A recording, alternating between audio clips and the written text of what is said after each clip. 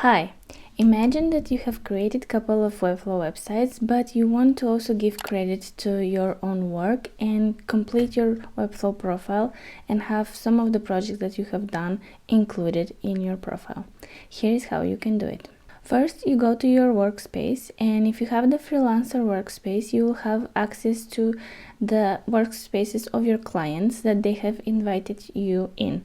And from the drop down, you will pick the workspace that you want to include your creator credit, click on it, and on the website that you want to give yourself a credit, click on the settings, go on the general, scroll a little bit further down, and where it says creator credits, just add yourself with your Webflow profile tag, which you can find right here in your profile, and that will be it. Probably the save changes will appear somewhere up, like here, and after you save it, you already have that website included in your Webflow profile. And that's how you build your portfolio with real projects on the webflow.com. If you have any questions on Webflow, Wix Studio or Figma, let me know in the comments below. And if you like this video, make sure to leave a like, comment, share and subscribe.